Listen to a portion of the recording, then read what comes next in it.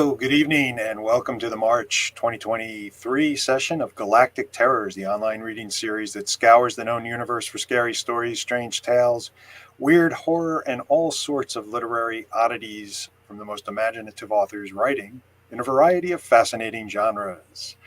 How are you tonight, Carol? I'm doing great, Jim. How about yourself? Doing okay. I seem to have grown a weird green halo, which either means Mm-hmm. I'm radioactive or getting ready for St. Patrick's Day. I'm not quite sure. I think spring has sprung. The Jim is green. Yeah. That's it. Or StreamYard did some kind of update, and now I have to adjust my green screen or something. I can't tell you how much I had to pay them to make your head green. It's hey. I should have known. Okay, of Mm. course, of course.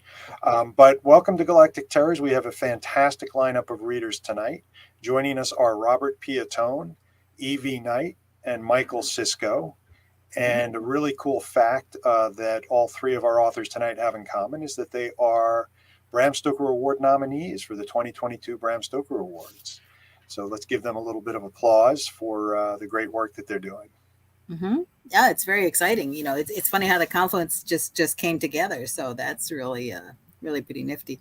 And I always say, even if having been nominated and not won, I think it's important to remember that even if you don't win, you're a nominee or a finalist for life. So that's just something I am holding in my heart.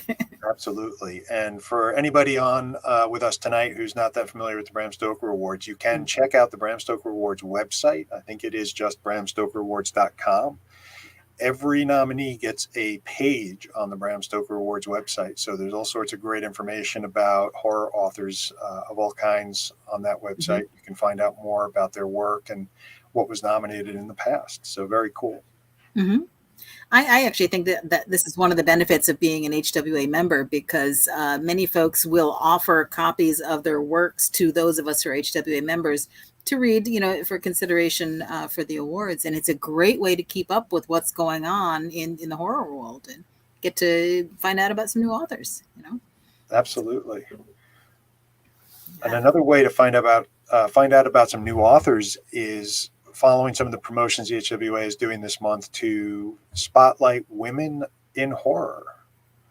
Mm-hmm. And if I could just say a little word, I'm actually going to wind up being one of the interview folks sometime during this month. So that's going to be exciting. I'm kind of looking forward to that. There's been a lot of really interesting things in it. Each person has asked the same question, and I've been having so much fun going through and figuring out how people are answering the questions differently. So that's been kind of fun for me.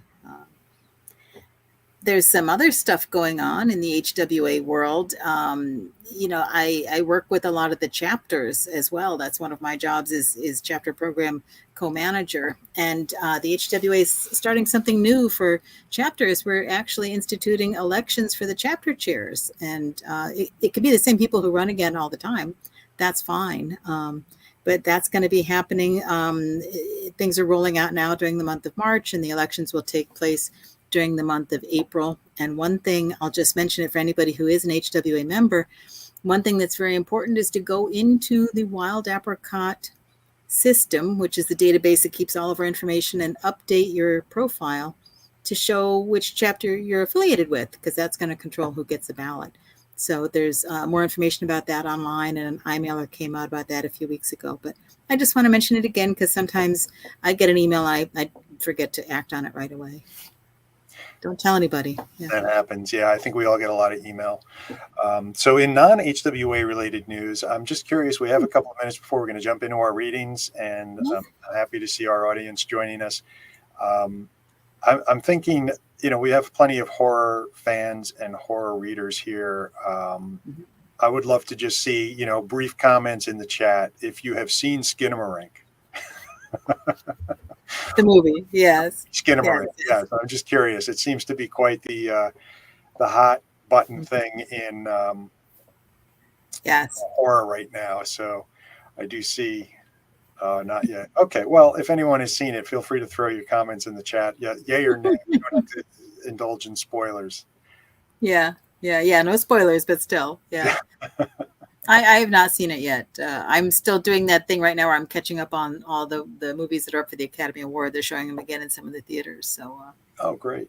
yeah, there's a couple that I've missed. But All right. Well, one thing you can do to support Galactic Terrors is keep in mind, let's see, we are on every second Thursday of the month. Mhm.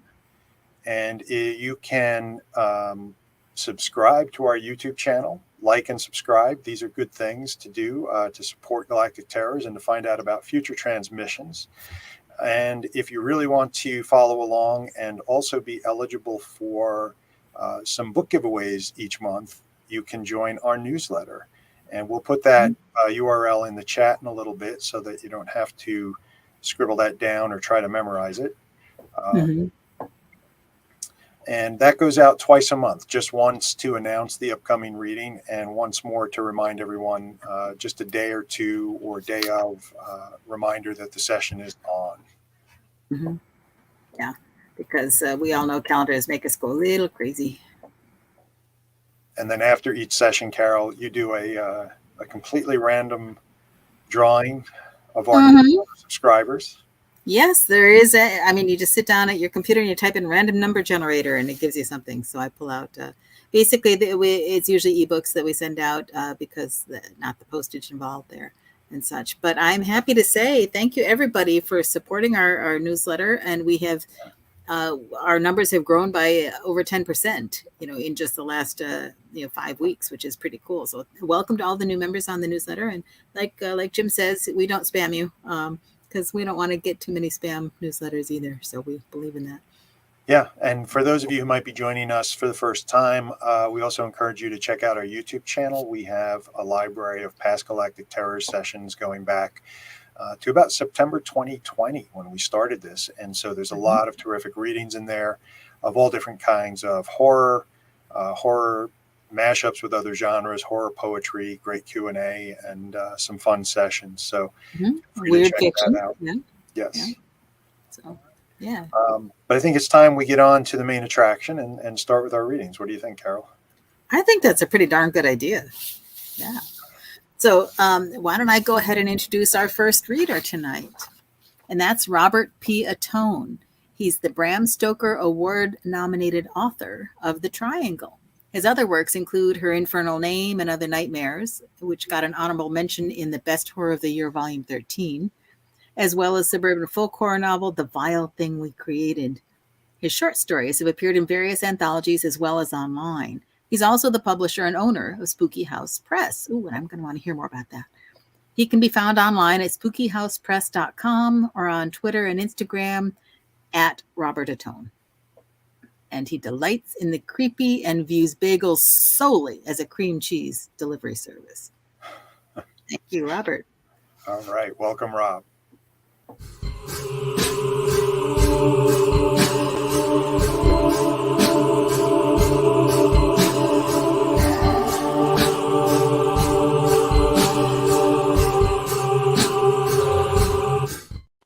Hello. I'm going to be reading from two pieces this evening. The first is going to be from my, I can't believe I'm saying this, Bram Stoker Award nominated YA novel, The Triangle. This is the chapter 2. I was sprawled on my bed, judging by the location of the Big Dipper and the North Star, using a trick my dad taught me as a little kid, out late one night on a fishing trip. It had to be sometime after midnight. I stared at the sky while Ellis lay on the floor below. Being able to see into the sky from our store was always my favorite part of living in the Cove. Being situated near the center of town, attached to so many other living spaces, stalls, and more could be daunting. But here in my room, it was just me and the sky, and Ellis sometimes. How many times do we have to go over this? I said, yawning. Ellis sighed. I'm not going, and you shouldn't either. The triangle is dangerous. As long as your dumb butt doesn't trip and knock over a tool rack or something, we should be fine, I said to Ellis, watching my projector flicker, still images of monsters against a thin white bed sheet hung on my wall. The light provided in the dark gave us just enough to see each other, while also helping to lull us to sleep. What about the rumors that the eaters are in the triangle? Ellis asked quietly. The things they say are in there. What if they're real? The eaters might be real, but monsters aren't, I said, annoyed. The only thing we need to worry about are other people. We're the only monsters out there, Ellis. Us, that's it. Don't wimp out on me now. Do you think the pearl is really in there?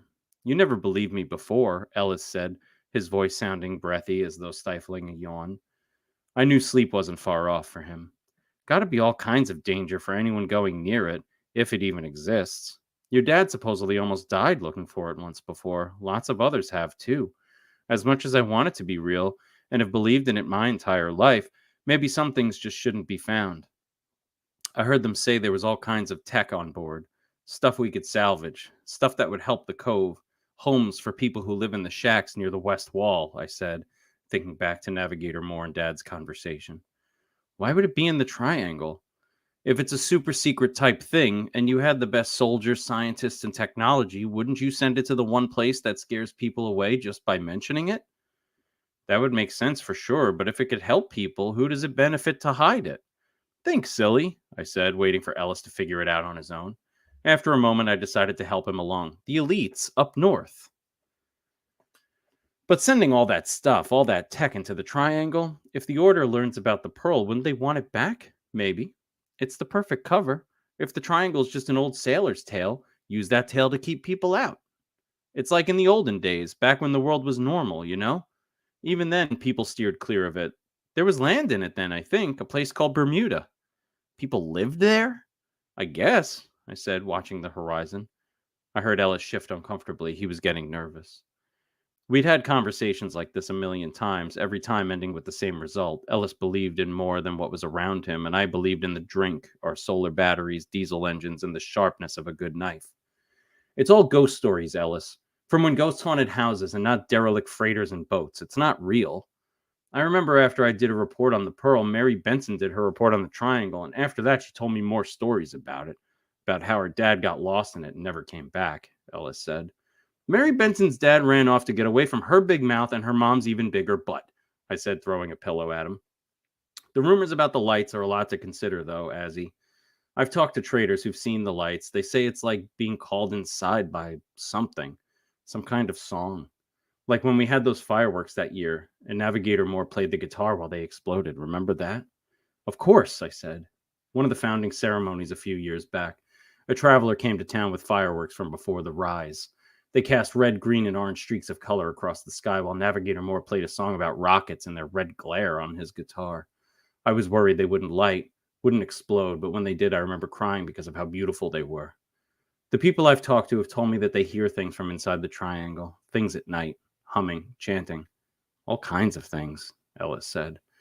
You know, I took the skipper out there once, close anyway. It got dark and sort of foggy, but I was near the triangle. Skipper was Ellis's twin-engine outboard boat. The thing could zip around the water easily and was ultra-maneuverable after I made some enhancements to its rudder assembly, but Ellis ended up accidentally lighting it on fire when he was trying to create light bulbs earlier this year. Aw, Skipper, I missed that little sweetheart, I said, smiling. It's in lockup still. I'll probably never see it again, especially since I'm not supposed to leave the cove after nearly burning the north wall down. Anyway, when I was there, I heard something. Yeah, right, I said, scoffing. I did. I thought it was a whale song at first, but it sounded almost human. I didn't see any lights, and it was foggy. Didn't sound like anything I really ever heard before. I lay there listening. Whales, probably. I don't know what to tell you, Ellis. That's some story. Either way, I'm going with them. He stared at me. Even in the dark, even though he was bigger than me, even though he was scared, I could see he was going to cave in and join me. Maybe I'm just scared too, Azzy. So I'm going to read a little bit now. And again, that was from The Triangle.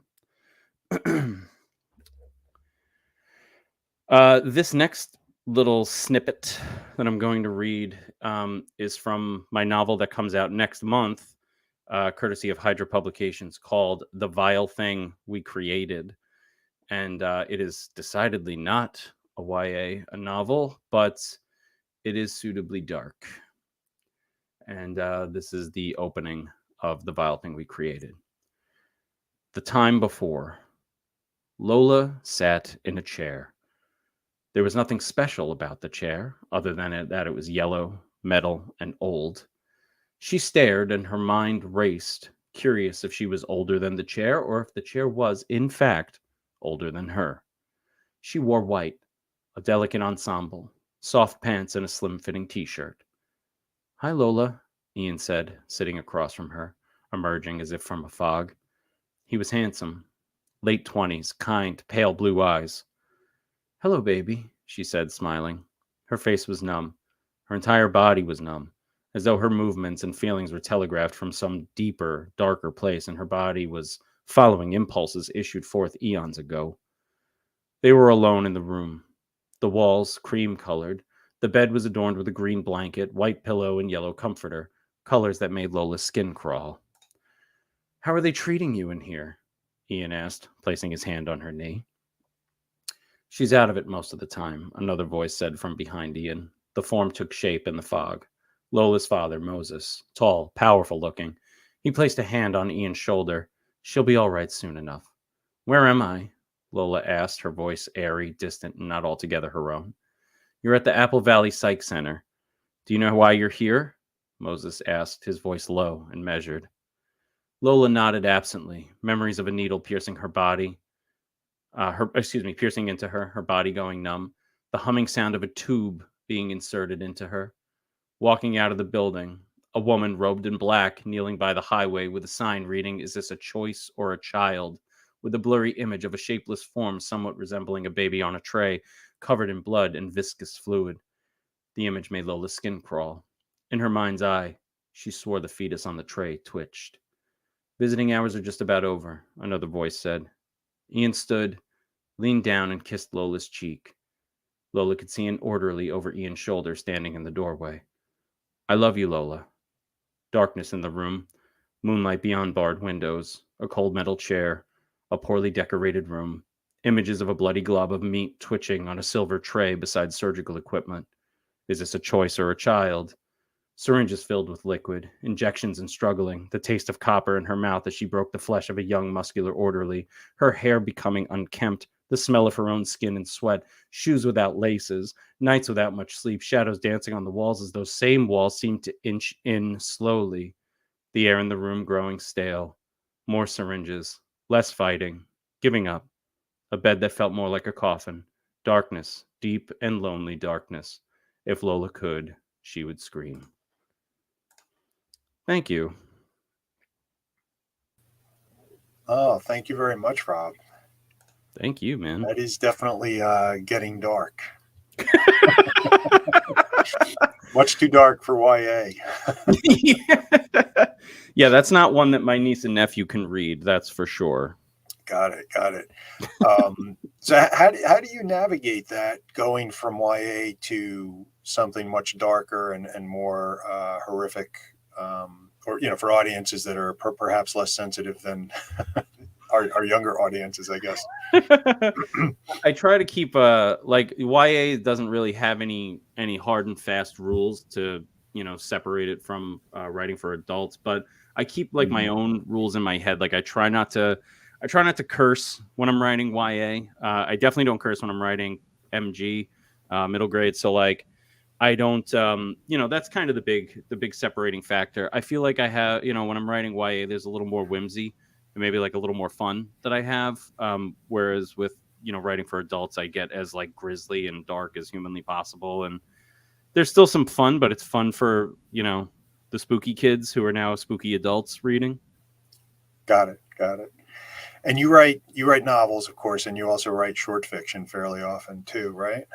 I do, yeah. I just finished a short story a couple of weeks ago that I'm really happy with. It's very rare that I'm like really happy with a short story when it's like the first round of writing is done, but I've made some additional edits to it and I'm actually even happier with it. So like I'm pretty happy with it overall. That's great. Is it a horror story? It is a horror story, and it's really a love letter to the Halloween Tree. Oh, okay. The Ray Bradbury book.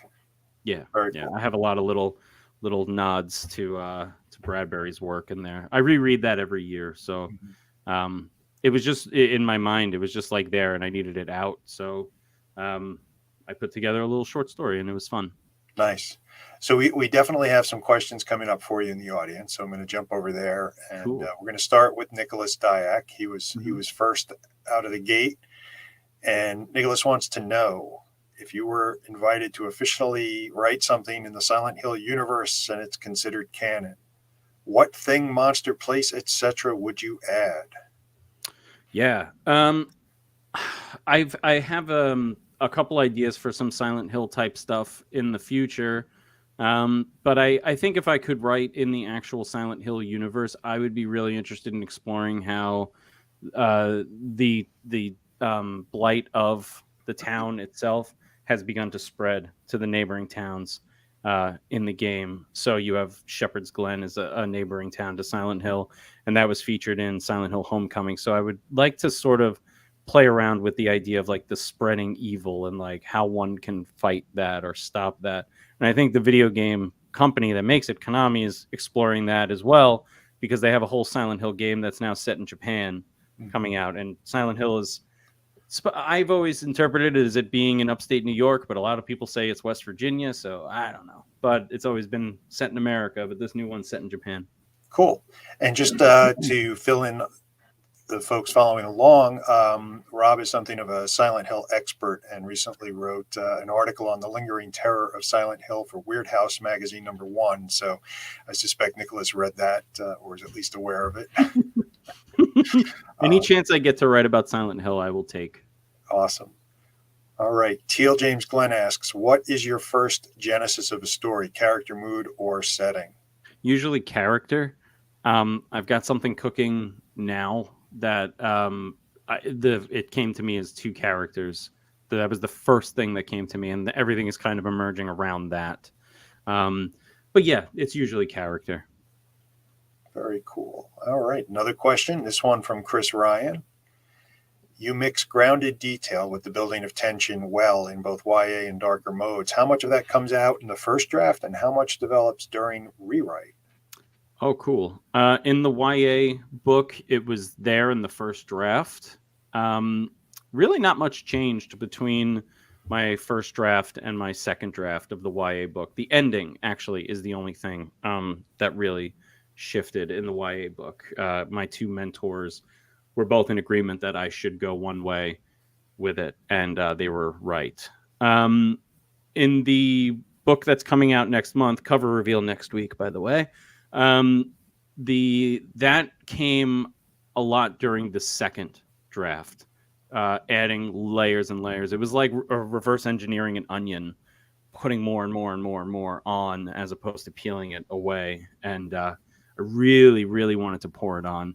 After I got some really incredible feedback from Lee Murray and Evie Knight, I was able to add a lot more to it. So I'm eternally, eternally thankful and in debt to them, as well as Paul Tremblay, who gave me tremendous, tremendous feedback as well. That's fantastic. I owe a lot to everybody who was kind enough to read it. Oops. Let's just move on. We do have a couple more. All right. So we've got a twofer from Brian Matthews. Cool. We'll start with this one. How does it feel to be a Bram Stoker Award nominated author? And congratulations. I cried when it happened. That was my immediate kind of response, and it's still really crazy to think about. I just feel so incredibly honored. I felt honored to make it to the preliminary ballot. I feel so incredibly honored to be nominated. And I'm just really happy to be there. And I'm just really happy to be with amazing authors nominated in that same category. I read all of their books. I really stay on top of YA. That's a thing. I don't think people kind of know that about me, but I read a lot of YA. And I read all of those other books. So I'm just so incredibly honored to be amongst them. That's great. And you actually had 2 works on the preliminary ballot, right? The novel, The Triangle, and your Silent Hill article made it to the preliminary ballot. So that was pretty cool. Thank you. Yeah, it was great. And we'll get to the second part of Brian's question now. Does anyone else think Robert looks a little like Mark Ruffalo? God, my wife will be happy to hear that. That's it. I'll go with that. Sure. Just don't take Hulk it. out on us. Before or after he turns into the Hulk. Exactly. And one of these times we're going to have you on, and I'm just going to ask you questions about your background, because every time I look at your background, you've got so much cool stuff back there. I'm always like, what is that? And is that an original Kevin Maguire drawing? And anytime. Awesome. Great. Well, Rob, thank you so much. We'll have you back later on to talk about what you have coming up next. And in the meantime, we're going to move on to our next reader. Thank you, sir. All right. Joining us next is Evie Knight. Evie Knight is the author of the Bram Stoker award-winning debut novel, The Fourth Whore. She has also written the novel Children of Demeter, as well as several novellas, Dead Eyes, Partum, and her most recent release, the auto-fictional 3 Days in the Pink Tower. You can find her numerous short stories in horror anthologies as well.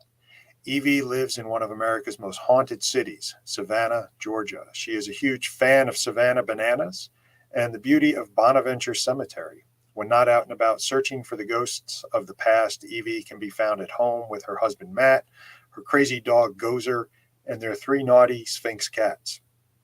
You can find Evie on her website, evieknightauthor.com, where you can sign up for her newsletter and find links to all of her social media. All right. Welcome, Evie Knight.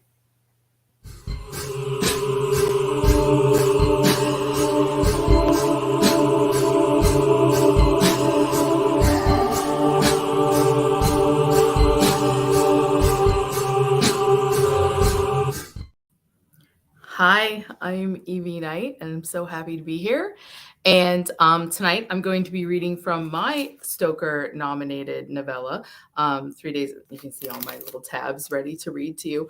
3 Days in the Pink Tower. It is a speculative autofiction, meaning it is a memoir of an event that occurred when I was 17, which I have taken speculative and horror elements and sort of woven it in. So there's a lot of truth and also a lot of horror and speculative elements as well.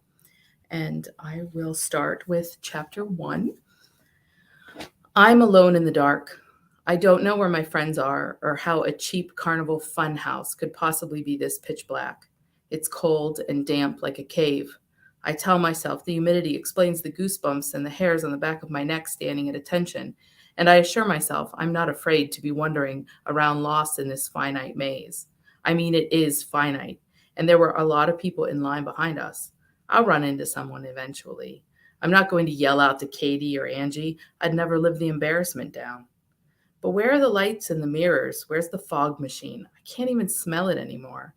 Earthy, dusty air brings my mind to my grandmother's dirt cellar where I used to believe the trolls from fairy tales would lay in wait for a little girl sent to grab a jar of beans.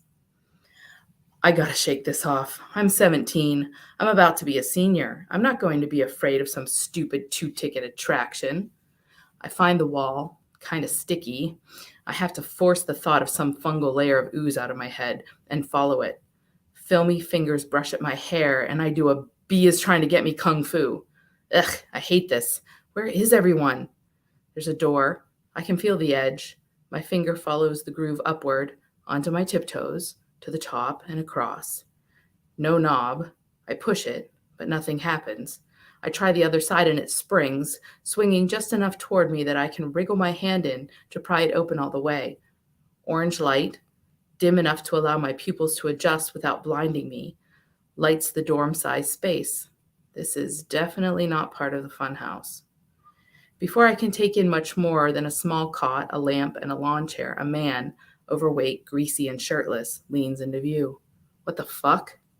Oh, I'm sorry, I got turned around. As I speak, I watch his eyes scan my body. The corner of his mouth twitches into a smirk and then falls back into its previous irritated baseline. A tongue, sprinkled with bits of chewing tobacco, slides out between his lips as he wets them, leaving one shred of dark fiber behind before it retreats again. Nah, sweetheart, you're good. You want to come in? I don't. I step back and I put my hands up as he steps to the threshold of the door and then beyond it. It's pretty dark back this way, he adds. The door closes and we're plunged back into the darkness. Only now I am not alone. I run. I make a last-second decision whether to turn right or left, keep going straight, and am rewarded in my chaos by light. Then I slam into a window. Beyond it, I can see Ange, Katie, and Danielle outside the building. They are looking inside, craning their necks to watch for me. I bang on the glass but get no response. Danielle is checking her watch. She probably has to be home early so she can teach vacation Bible school tomorrow. Instead of my usual irritation, her devotion to church, I feel the need to be saved myself. Whatever I did to deserve this probably has little to do with something to do with my recent agnosticism. How far back is that guy in the dingy room? Would he come after me all the way here, where he could be seen? I'm about to hit the glass again when a hand grips my upper arm and jerks me backwards. I scream and swing my free arm out. "Hey," Ange says, letting go of my arm and shoving me outside. "What the hell, Joes?" I squint in the summer sun at my friends, who look back at me with a combination of humor, confusion, and concern. "Oh, shit, I thought you were someone else. I didn't know it was you," I say. "What were you doing in there for so long? Did you get lost?" Katie reaches out and picks something out of my hair. "You're covered in spider webs. Where were you?" I run my hands through my hair, ripping at the webs and shaking my surly blonde tresses to ensure no stowaway spiders. "I took a wrong turn down some hall," I start to say before Angie interrupts, "and she was mesmerized by her own beauty. I found her staring at herself in the mirror." She laughs, so I do too, because I feel really stupid. Because I didn't see myself at all. I saw them. I must not have realized the door to leave was right behind me, so instead I banged on a freaking mirror like a dummy. I decide not to tell them about the pervert chasing me. I decide to drop the whole thing then and there. I'm cool. I can laugh at myself. I'm not at all insecure. "I was just pleasantly surprised to see how good one of us looked tonight, that's all," I say and laugh. It's a fake laugh, but it's enough to put a period at the end of the funhouse incident, and we move on. "Well, what should we do now?" Ange asks. "We should totally check out the bumper cars," Katie suggests. "There might be some guys from North Adrian there, or even better, Central." It's way too early. It's true. I mostly say it because I'm not in the right headspace for flirting. There's still just a bunch of kids and their dads there. Later. She nods. Behind us, broken by the obnoxious calls of the game barker, a greasy, toothless wonder in a trucker hat, the tinkling tune of Itsy Bitsy Spider flows from the megaphone-looking speakers in the corner of the game booth. There are some older boys playing the game. They sit on stools and aim water pistols at silver pipes decorated with giant painted spiders. If you aim your water just right and it goes straight into the hole, your spider climbs up to the top. The first one there wins a prize. I watch, entranced. The spiders are big and hairy with red eyes.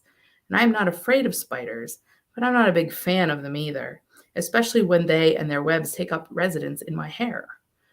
Of the four of us, I'm the big horror fan. I read Stephen King and Dean Koontz like they're going out of style. I've read about plenty of menacing spiders, but these arachnids, I can't decide if I'm amused or creeped out by them.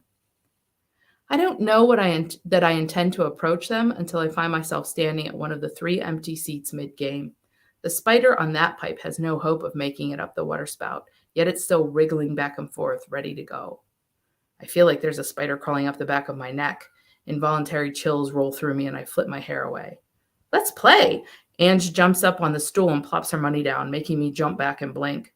The imagined spider has left my scalp and waits motionless at the bottom of the pipe. Danielle and Katie hesitate. They're sipping on hand-shaken lemonades, which likely came out of a powder tin. I've never been one for citrus-flavored drinks. For me, it isn't about competing with the boys. No, I need to vanquish the echoes from the dark, web-coated hallway from my head. I sit down on the stool directly across from the most menacing spider of the bunch. If I don't do this, and then I go home to an empty house, I'll be sleeping with the light on and a knife under my pillow. Why do I read that horror shit when it always does this to me? Why can't I read romances like normal girls? "Because you know that monsters are real, Josie," the big spider says. Her voice sounds ancient and raspy. "Because when you read those things, somewhere in the back of your mind, you keep the stories, all of them, even those creepy fairy tales your grandma used to read to you. You keep the knowledge of things unseen, of things in the woods and in the darkness, because that knowledge might keep you alive. You know what's out there waiting, Josie, and don't you dare forget it." No one else acknowledges the strangeness of this. No one else seems to care that this garish red-eyed monstrosity is quickly becoming the foreshadowing character in some horror book. Everyone else is smiling and laughing. I pick the gun up. I don't want to hear anymore. I need to send this thing back to its hole. The boys stick around, apparently feeling the need to show off in front of Ange and me. But maybe they don't know it's not a game. This is life or death. Someone or something has to die, and it ain't going to be me. My hands are shaking, so it takes me a minute to line the stream up into the pipe. The spider leers, "That's it, Josie. It's okay to be scared, but you have to fight. You can't let the monsters eat you up." I try to ignore her words. I like horror. I'm not afraid of monsters. I'm not little Josie anymore. I don't blink again until my spider reaches the top of the pipe, and only then because the brood has returned. When my spider reaches the top, a green light and siren go off, and the cacophony silences the spider's telepathic messages. Well, I glare at it, daring her to say just one more thing to me. I realize everyone on the stools is staring. I loosen my finger from the trigger and put the gun down. I win. I ignore the looks because they can't possibly understand the terror I've experienced today. Instead, I point to the single black stuffed dog hanging among others sewn from the same pattern, but in brighter colors: pinks, blues, yellows, greens. He is the only one of his kind, the only one even remotely realistic, which is why it must be him. He can sniff out trouble. His senses are thousands of times better than mine. The slimy-looking carny gives me a look as if I somehow snuck a goth version of his prizes up there myself, but he hands it over just the same. His fingers brush my hand. They're cold and damp. He's grinning, and I realize that. As I lean across the counter for my puppy, I've given him a good view of my cleavage.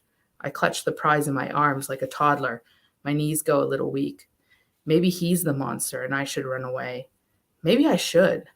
Except I'm exhausted.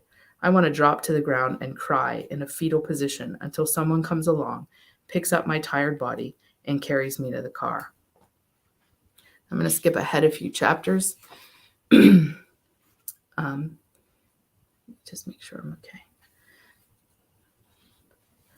The scenery has lost all semblance of familiarity. Somehow even the oaks, pines, and poplars look foreign, menacing. I think of the Grimm brothers' fairy tales my grandma used to read to me. When the main character realizes that the woods they are in no longer look the same, when the trees take on a sentience and create a sense of danger for the protagonist, usually a child or young woman like me, it means you can soon expect to meet the villain. I've certainly gone beyond the borders of safety, of a forest filled with bunnies and songbirds. Here is where you'll find the glowing eyes of lurking predators, the haunted calls of carnivorous birds, brittle twigs snapped by unseen things. Here in the woods, we will come upon the witch's cottage, where the real story begins. All that's happened up to this point was just preamble, setting the stage for what is to become of me. And I think that's it. Thank you. That's just setting the stage for what's to become of me, and then it goes from there. And then it goes. Yeah. Oh, wow. So I remember when I first met you, it was at an event in the city at Barrow's distillery. And Sasha Graham, who is a tarot person, had you come in and do a whole night just on your book, which was really cool. And it was great to hear you read it and answer questions. And I know Rob was there too, and that was really Rob cool. was there. Yeah. So that was neat. So I am very intrigued, hearing this. This is the second time I've heard you read that part to me, which is I appreciate wonderfully. I'm really intrigued by what you're saying about what horror is and does, and how we can use it, and what is it for? How does it? What are your? Do you believe what this character is saying in here, that we need to read this and save it? Is the spider right? I think she is. I think especially as a woman, sometimes I think there's so many, everything can, especially as a young woman at the time too, I think everything can be very menacing. And so just kind of always being on your guard, and horror, I think it's such a spectrum, right? Horror is such a spectrum of things versus a lot of other genres that kind of focus on one specific aspect of life. But horror really encompasses so much that, and a common emotion as well, fear, right? We all know what fear is. We might not have all experienced romance, but we've all experienced fear at one time in our life. And so I think it does. I think it definitely can kind of teach you to sort of walk that pathway and maybe warn you of what's out there and what to expect. Mm-hmm. And I, in my own life, I used a short story that I was writing to sort of approach what I had to deal with in taking my dad through Alzheimer's. So you are saying this is autofictional and you're addressing something that's happened to you. Was the process straightforward in addressing it for this? Was it helpful? Did you have ups and downs as you dealt with writing this story that paralleled your life? It absolutely had ups and downs. Like I thought when I started it, it was coming up on the 30th anniversary of what had happened to me. And so I thought, it's something that anybody who's been through any kind of trauma in their life or any significant like grief, it's something that I always said, you deal with those emotions and then you kind of put them in a box in your closet. And then every once in a while, you got to pull them out and look at it and go through it and then put it back until you're ready to go through it again. And, but I don't know, something was just nagging at me. It was like 30 years and I kept thinking about it. And I was like, what do I do with this? How do I process this properly? How do I find closure?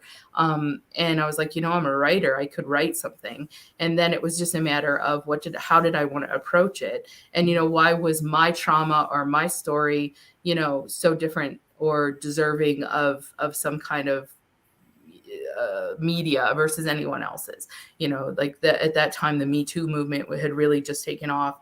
And I thought, God, there's so many stories out there that, everybody's got their own story. So what makes mine so special? And then I was like, wait a minute, you're a fiction writer. So you can do whatever you want with your story. And when I thought about it that way, I was like, yes, this thing happened to me, but because it did, it's mine now. And it's my story to do whatever I want with it. And if I want to change the ending, if I want to add elements to it and poke right back at the people that did what they did to me, I can, because that's the beauty and power of fiction, is that you can.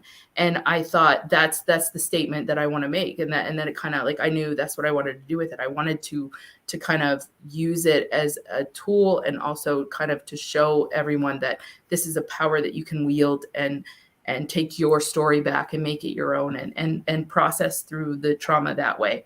And so for me, it was therapeutic, but there was definitely, there was definitely a few times where I was like, I can't do this. I can't, and it was weird to feel like you were lying, you were like embellishing your story with these, fantastical elements. And you're like, boy, am I being fair to my reader? Am I making it out to be worse? Am I making, so there was a lot of stuff to come to terms with, but I'm super happy with it. I'm happy with how it turned out, and it really helped me process. Yeah.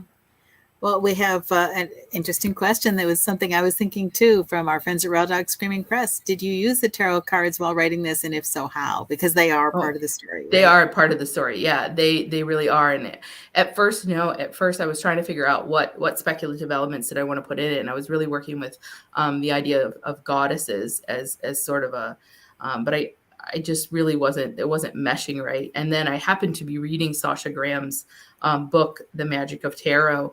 And I came across a quote, which I want to get it right. So let me just, which spoke, tarot is storytelling. It's what we do when we read the cards. Telling stories imbues us with supernatural power, the power to change our story. And then I was like, yeah, I mean, you can use the tarot cards, or Josie, could use the tarot as a sort of a guide, like almost like breadcrumbs, right? In a fairy tale, sort of guiding you home and using those as a guide. And so, but yeah, I had to learn tarot because I had lots of readings. I loved the art of tarot. I couldn't read it. So Sasha helped me out immensely with kind of learning and picking what Josie's spread would be. And then once I had her spread, that kind of helped sort of, it was almost like the spread itself is the outline to the book. So, yeah, I mean, if you look at it, if you go through and look, it kind of, it sort of lays out exactly all the events. Yeah. Oh, that's really clever. That's neat.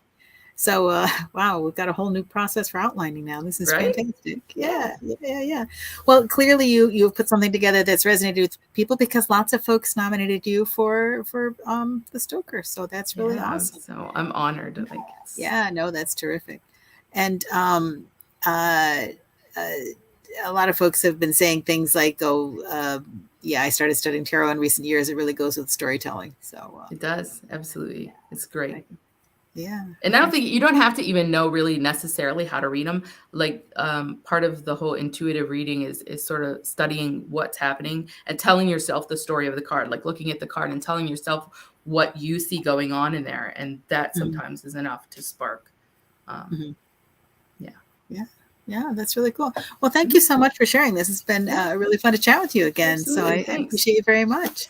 So we'll ask you to come back at the end and talk with us a little bit more about what else you have coming up. Would be cool. Yeah, absolutely. All right. Thanks so much. I'd like to go ahead and introduce our next reader. MICHAEL CISCO is an American writer, Deleuzian academic, and teacher currently living in New York City. He's best known for his first novel, The Divinity Student, the winner of the International Horror Guild Award for Best First Novel of 1999. His novel, The Great Lover, was nominated for the 2011 Shirley Jackson Award for Best Novel of the Year and declared the Best Weird Novel of 2011 by the Weird Fiction Review. Other fiction includes the short story collection Secret Hours and ANTISOCIETIES. He teaches at CUNY Hostos. MICHAEL.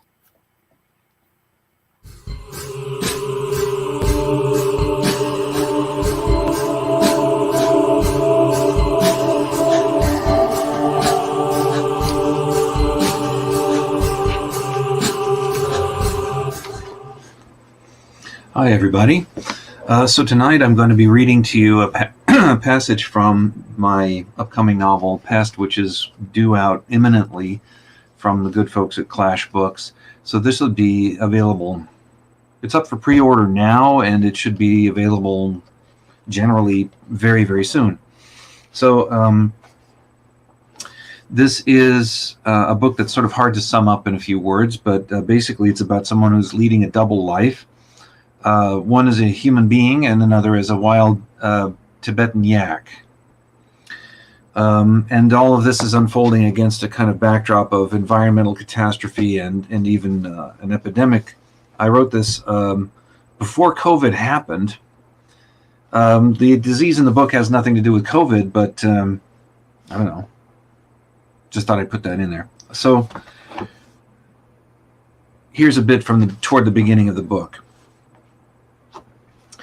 The patient is sitting in the middle of the patio where the wheelchair-bound are rolled on sunny days.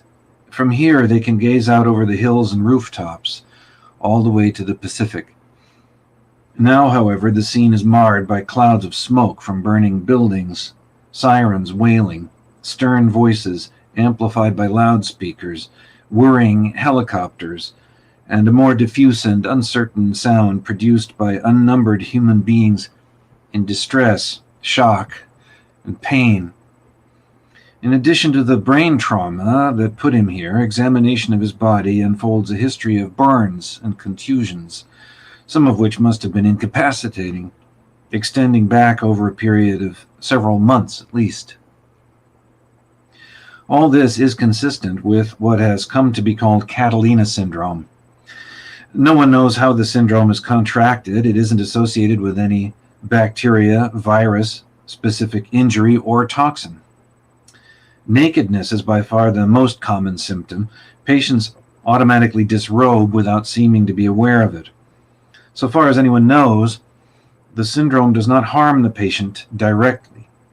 However, since it entails spontaneous movement or activity of parts of the body, particularly the face, without the patient's conscious intention, the syndrome is a serious danger to life and limb. No somatic problem is ever discernibly the cause of the movements. It is the gestures and facial expressions themselves that are sick, rather than the parts of the body. The gestures and facial expressions are often inappropriate to the patient's present circumstances. In many cases, these facial expressions and gestures produce injuries. either through unwanted or wildly violent motion or through self-inflicted harm. And so open wounds and scars are secondary symptoms.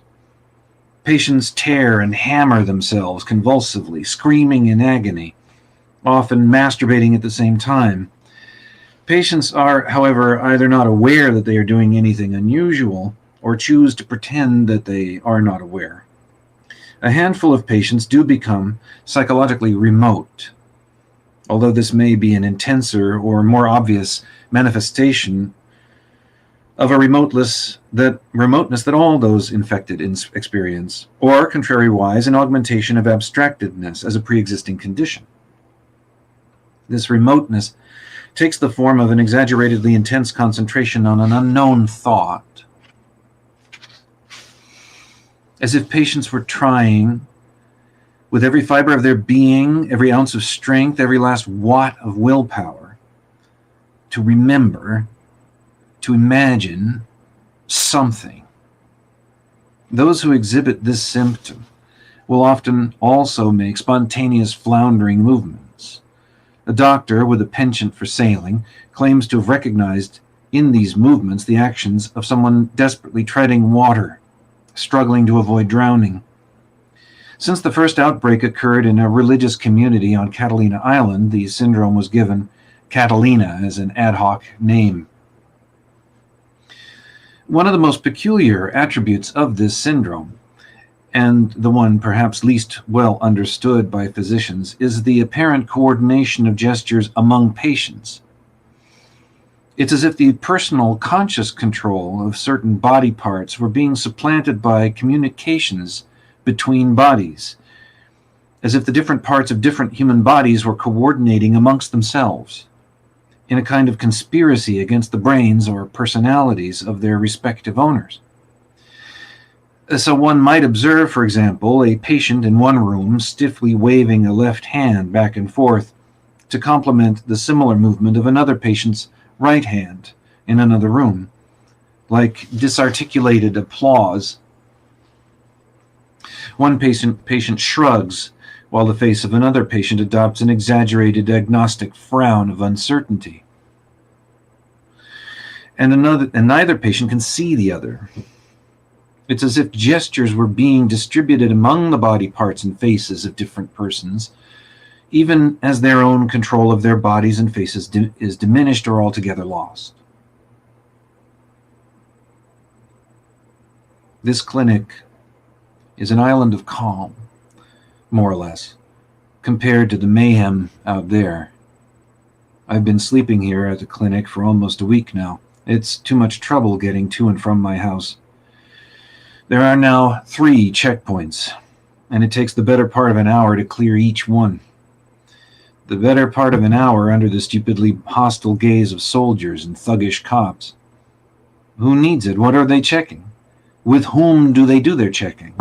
Does anyone really believe that anybody is keeping track of anything anymore? Why don't they commandeer this place? I don't know. Why they don't commandeer this place, I don't know, but it seems as though the powers that be are more interested in interring patients with the syndrome than they are in treating them. I've heard rumors of quarantine camps, patients strapped down in cages, forced feedings, forced dopings, the usual, in other words. Some benign spirit has sheltered us here. We've been forgotten, which is probably for the best. Our patients may die due to lack of medicine or other supplies, but we don't dare do anything to draw official attention to ourselves.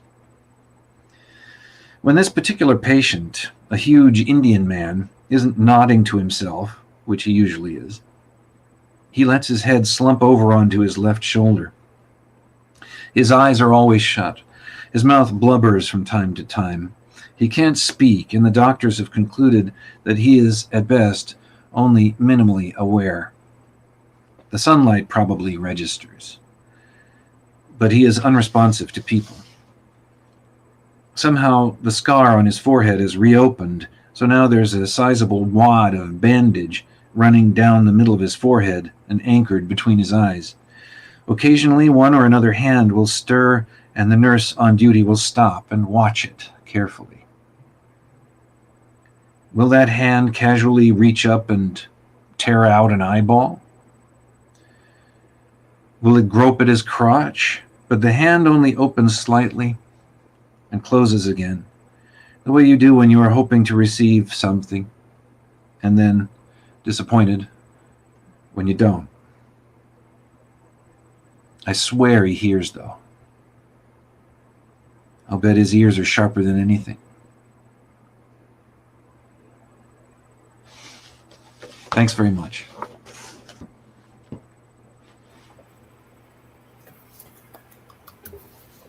Thank you so much. Terrific.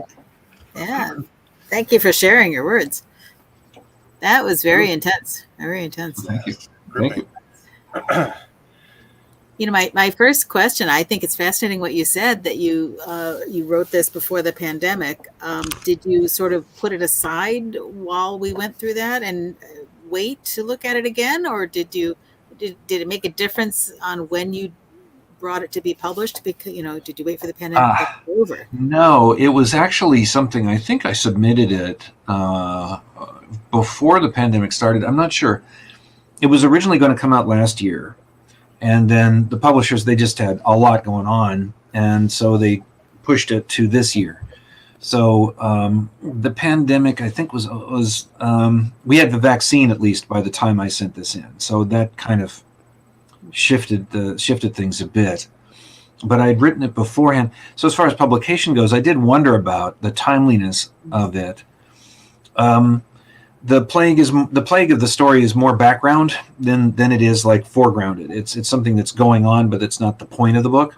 So I didn't really feel like it would have been in any way insensitive to put it out or anything like that. I wasn't particularly concerned with that question, but I did wonder if people would think that it was a pandemic-inspired book when actually no.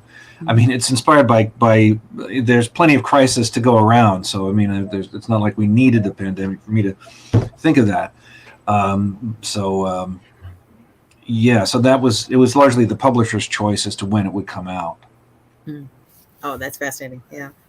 I love that. Plenty of crisis to go around. Yeah. Isn't that true? Sadly, yeah. Yeah. True. Yeah. Sad but true, as the saying goes.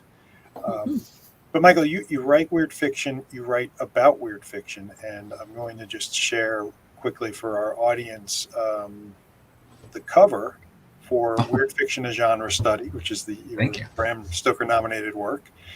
Do you find that your work writing about the genre of weird fiction, researching that, doing analysis, do you find that shapes how you write weird fiction? If anything, there was a potential conflict there, because creating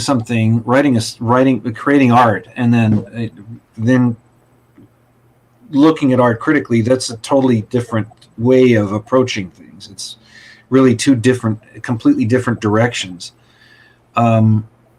So if anything, it made writing weird fiction harder.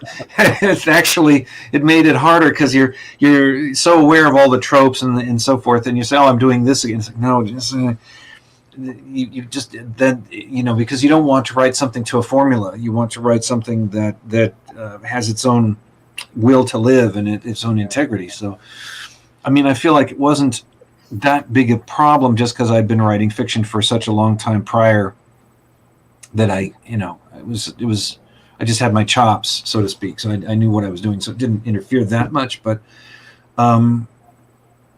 yeah, and so it was actually a bit difficult moving from, like, I remember especially earlier on in life when I was just getting my degree and all that, and you have to write these long critical treatises and whatever. It was this often kind of painful gear switching that would have to happen between one type of writing and another. And so I guess I just got used to it after a while. The one thing is that you do find interesting ideas in the critical work that you can then employ in your fiction. And so it meant sort of reading the criticism a bit more artfully and reading the art a bit more critically. I guess it somehow helped to balance things out a little bit. So I did go crazy, but at least it wasn't unproductive. For what it's worth. Productive kind of crazy. It was productive crazy, Right. basically. Yeah, it's like a total immersion in every aspect of the genre.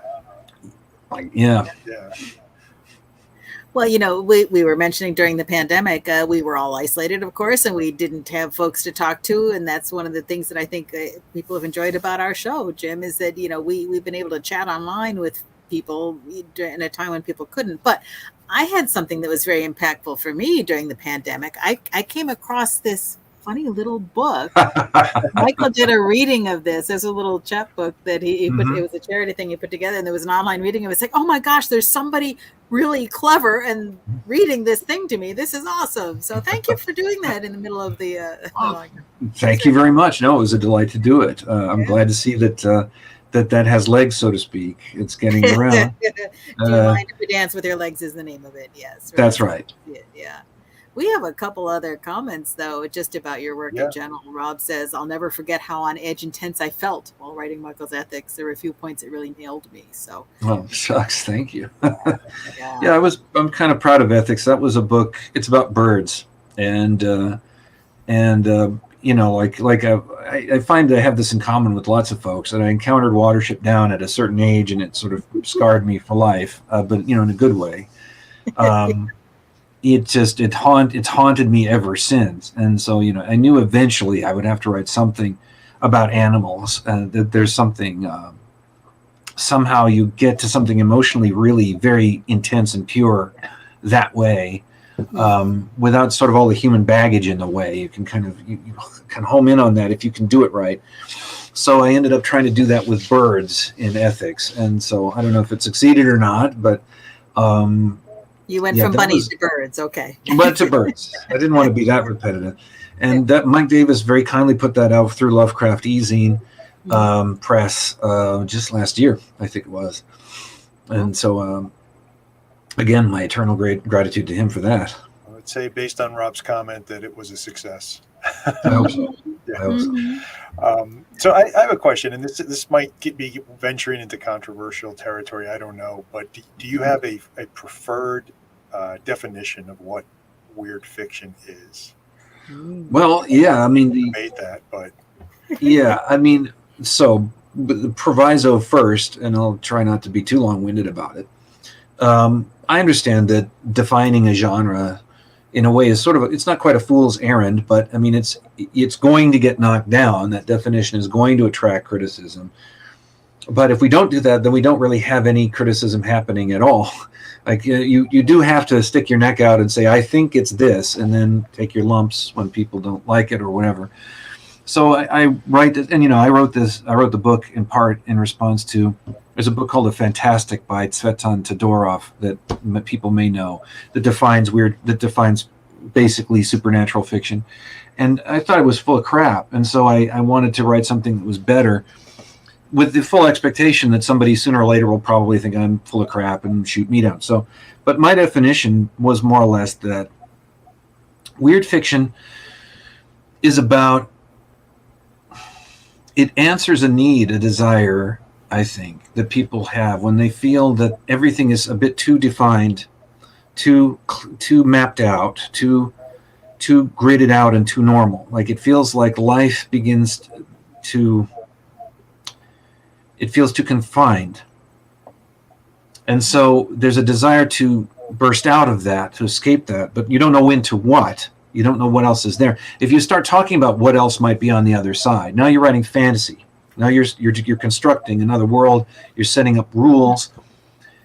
Whereas with weird fiction, you don't know the rules. There may be rules, but you don't know them. okay. You are normally, and most weird fiction is set in the most normal environment possible. Like so much of it is set in like quaint English country towns with vicars and tea time, and everything's very, very, very, very regular, very, very predictable.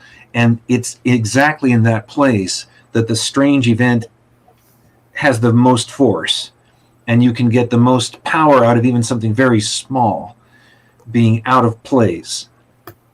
And you get this contrast.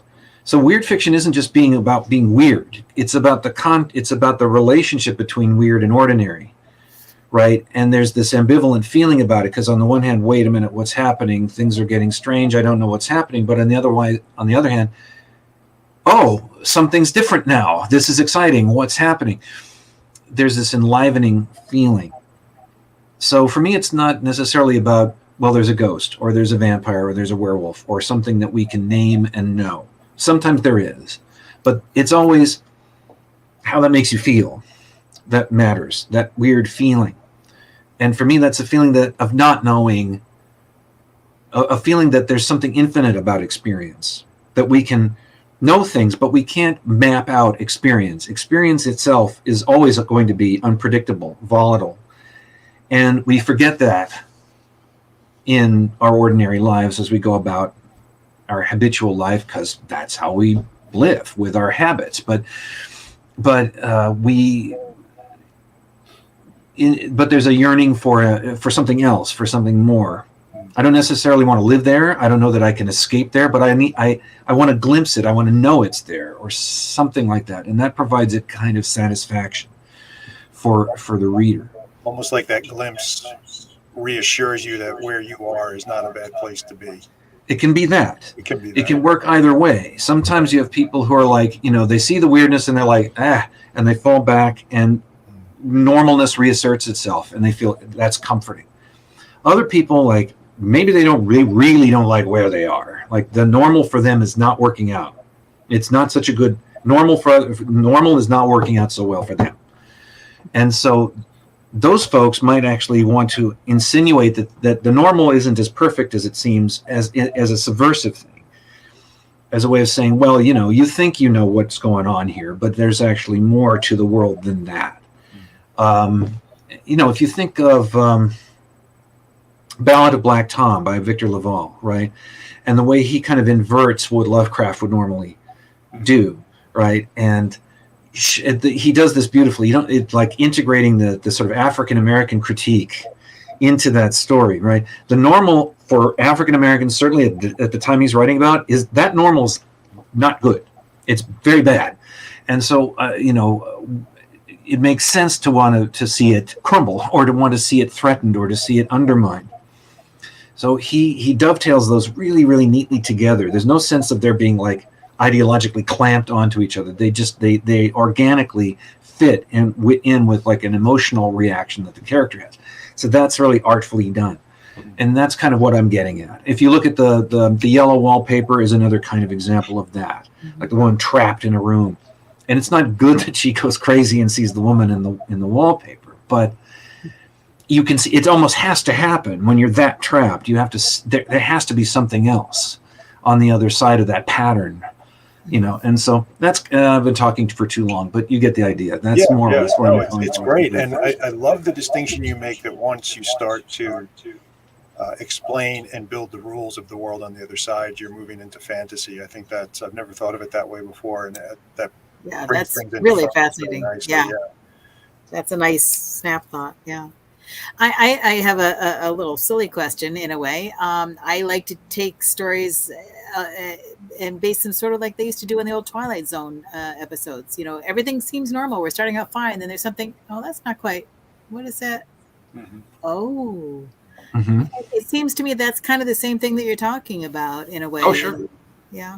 Sure, so absolutely. Would you call Twilight Zone a weird fiction approach? Or? It can be. I mean, a lot of it was sci-fi. And, Rod Serling himself would often call it science fiction. In fact, he didn't really call it horror that often. It seemed like he thought of Night Gallery as being more horror, and Twilight Zone as being sort of Twilight Zone. But, I mean, certainly, absolutely, you have, let me try to think of a good episode here. There's an embarrassment of riches there, but... like when they're in the diner and they're putting the coins in the thing playing the music. That's all I can yes. now. Yeah. Or the little devil head that gives them advice. Yeah. Sure. Yeah. Or there's one. Again, I don't know if it's science fiction. I would need to think more about it. But there's one called I think it's And Then the Sky Was Opened, which involves the pilots who've come back from the ship that really shouldn't have come back, and they start disappearing one by one. I remember that. And I realized that Matheson wrote the script for that, and I think he cribbed the idea from a story that I talk about in my book called called Danger Keep Out by Philip McDonald. And you see it doesn't have anything to do with pilots, but otherwise it's the same kind of a story. And what I loved about that is that the menace is just the universe. There's nobody taking these people. It's just the universe is fixing a mistake. It's editing people out of a timeline that shouldn't have happened. So there's nothing to see. There's no monster. It's just existence itself. You have to run from everything in all directions all at once. You can't flee from it because it's the cosmos itself and it's correcting an error by getting rid of you. And I don't know. That seemed like a perfect. That's perfect terror. There's no crucifix that can save you. There's no safe spot. Nothing you can do. It really captures that feeling beautifully well. And that story by McDonald has kind of fallen by the wayside. I don't see people talk about it very much, but it is very much. If you read it after watching that episode, you'll see that they just dovetail right along the line. What was the title again? It's called not Danger, Private Keep Out. That's what Private it's called. Keep Out. Okay. Yeah. Great. It might be in the Dark Descent or one of those Damon Knight anthologies. I forget which. Okay. But it's out of print now, I think, but you can still find it. Sorry. I'll pull my copy of Dark Descent down tonight and see if it's there. Dust it off. Yeah. Yeah. It's very cool. Great. So I think maybe one more question, and then we'll have the other readers come back on with us. But I'm curious, Michael, who are some of your favorite weird fiction writers? Who do you like to read, from the classics to contemporary? Oh, well, I mean, in some ways, I'm kind of boring in that I like a lot of the people you would expect. I mean, Arthur Mack, and my appreciation of him has only deepened and deepened and deepened. Walter Delamere is a writer that I feel like he kind of slipped into the shadows at some point. Like, people stopped reading him quite as much, and I didn't really know his work that well until fairly recently. But it's amazing and really incredibly good. Shirley Jackson, of course. I mean, nothing beats The Haunting of Hill House. It's just, it doesn't matter how many times I read it. I just find more and more to appreciate it. I learn from it every time more about writing. Just every time I read it. Ligotti, of course, is one of the greatest living practitioners. I also like Caitlin Kiernan a lot. And, especially when she sort of lets herself go and lets herself be more experimental. I like Caitlin's stuff. Especially the weirder Caitlin is, the more I like her stuff. And now we have such an embarrassment of riches, it's kind of hard to talk about it. And because horror is so very vital and vibrant now, that pretty much you could just kind of reach into a bag of books and pull out anything you like, and you're going to find something that's incredible. From the old farts like me who are still writing to the new writer like Eric LaRocca is just like shot up, proud of, bam, there he is. Or Terry Zinn. I guess she goes by Zinni Rockland. I guess is that. Yes. Yeah. So, and she's coming. Like they just keep coming. And of course, Stephen Graham Jones publishes a book like he's probably published another one since I started talking. And the damn thing about them is they keep being good. It's infuriating the way they just keep on. Yes, he's being good. Good. Yeah, I know. I just got a new shirt. Jay Daniels is my final girl. Yeah, because he's just put out the second with the nerve of that guy. Right. Always with the good books. So you can't keep up with someone we're talking to here, Jim. I think. Yeah. Exactly. Yeah. So, well, and so there's a giant abundance of stuff out there it's a great time to love it. That's great. Yeah. Well, I have one more thing here. Yeah. Farrah shared something when we were talking about that story. Farrah said you have a reading of that story somewhere here on YouTube. Oh yeah, I did. I think I did that. I don't know. Yeah. I don't know if it's under a different name or something, but it could be floating around there somewhere. Somebody could search for that if they wanted to. Then a deeply histrionic version of that story is read by me. Excellent. Cool.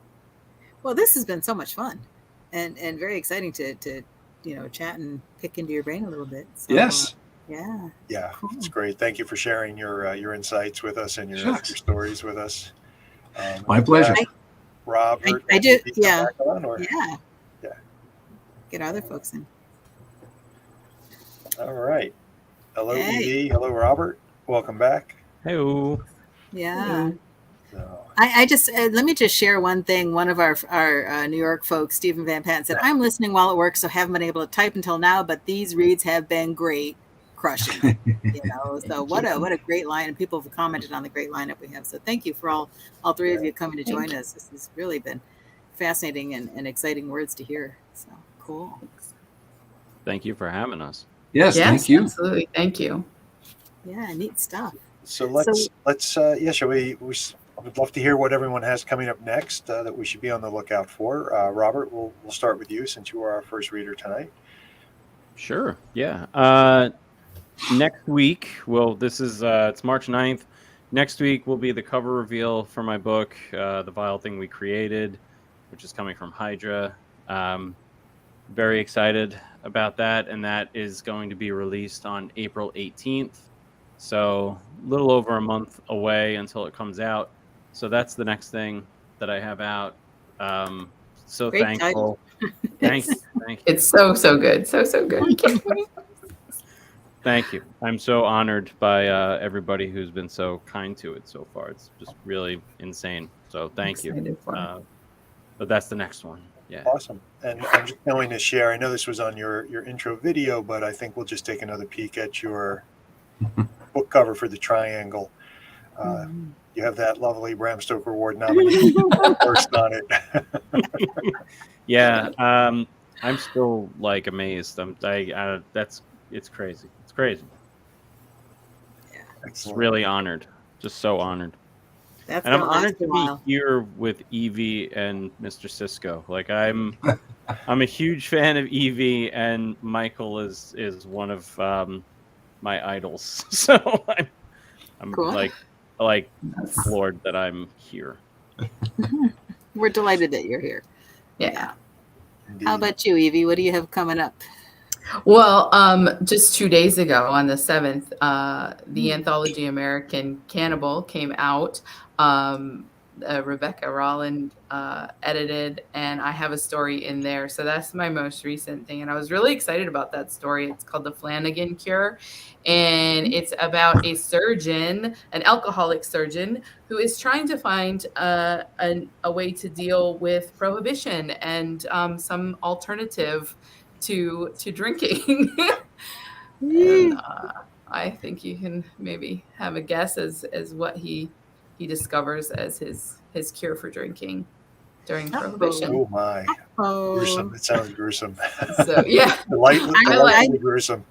I like dabbling a little, so in my real life I'm a doctor, so I like to dabble in some medicine and throw some gory anatomy in once in a while. So it was fun, and I've been listening to the audio book this week back and forth to work, and the stories in it are just I don't even want to get out of my car. They're so good. The lineup is amazing, and it's just an honor to be in it. So I'm so excited about it. So that's what I'm.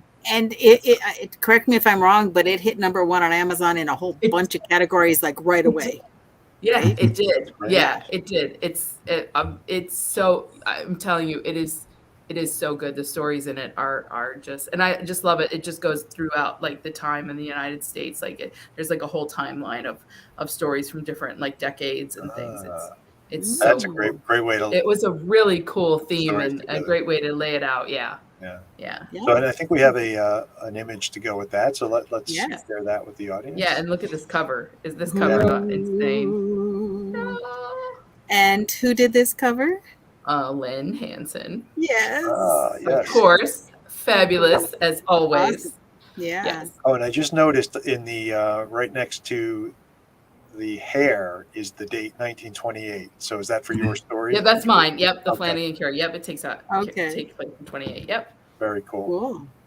You don't look nearly that old. No, I'm teasing. Sometimes I feel it, though. I feel it. We'll take just another quick glimpse at the cover for 3 Days in the Pink Tower, Bram Stoker Award nominee. Yay. Thank you. All right. Cool. And Michael, we know your book is just about to come out. That's So we're right. probably putting you on the spot to say, what do you have coming up after that? Kind of depends. I have a collection of stuff of pre-published stuff, stories that has been lined up with Centipede Press for a while. So that should come out this year. It kind of depends.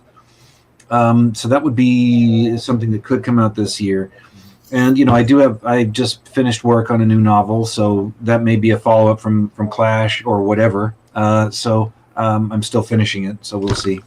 So I don't know exactly, but something along those lines should be happening soon. Awesome. Perhaps Centipede something produced weird. Yeah. really beautiful It books. should be weird. It should all be weird.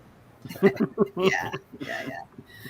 Well, that's And good. we'll take one more look at your Bram Stoker Award nominated cover too, Mhm. or book. That's the cover, Ooh, yeah. not the cover. There we go. Awesome. Yeah. Very cool. That's neat. How about Fantastic. you, Jim? What do you have coming up? Anything you can talk about yet? What's that? What do I have coming up? Yeah, anything you can talk about yet? Yeah, I think, assuming it ever comes off press, I should have a story in the next issue of Cemetery Dance. Oh yeah. Very nice. I know it was delayed back in February for various reasons and supposed to be out sometime this month. So fingers crossed for that.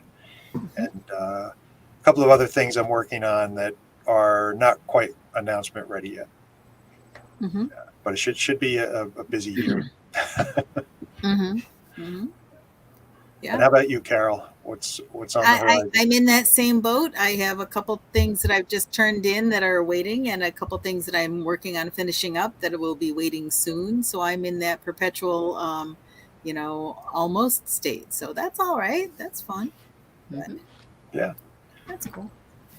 So there's a bunch of events coming up soon, though. Yes. We're coming into the spring convention season. One thing we should mention first, though, our next Galactic Terrors reading is Thursday, April 13th. And please just remember, it's always the second Thursday of the month. And we're going to wait and surprise you with who's reading that month. So that'll be cool. But we promise it will be worth the wait. This one's going to be a hard one to top, though, I have to say. That's Yeah. true. We'll just have everyone here back on in April. Yeah. Let's just make it a monthly deal. That's fine. Right. Yeah. So there's a bunch of events coming up. AuthorCon is coming up at the end of March and beginning of April down in Williamsburg, Virginia. And Jim, I know you and I will be down there. Yes. Yeah, I think Robert will be there. Yeah. Yes, I will. Saturday and Sunday. Yeah. Awesome. Very cool. It's lots of horror writers down there, and there's also the writers boot camp at the beginning that I'm going to take a stab and do that too. So that'll be very fun. Then we have a local New York convention called Heliosphere. It's actually in New Jersey now. It's a speculative fiction sci-fi con, April 28th through 30th. So if anybody's in this New York area, New Jersey area, take a peek, because a lot of our HWA New York folks will be there on panels and doing readings and selling books and such like that. So please take a look. And there's one more real cool thing coming up in June. Well, there's many cool things, but coming up in June 1 through 4, the Nightlands Festival with Mr. MICHAEL CISCO as a guest. It's a celebration of some of the greatest weird fiction through words, music, and art. And some of the finest voice actors of the genre will perform tales of classic and modern horror. So that's going to be way cool. One of my friends from Necronomicon clued me into this, and I'm like, oh, yeah. Yeah. So that's cool. That's just in South Jersey. So that sounds really cool. So that's going to be neat. And then, of course, June, I think, 15th to the 18th or something like that. Yes, I think those dates are pretty much mid-June. Yeah. on target. Yes, we'll be doing StokerCon 2023 in Pittsburgh. Mm-hmm.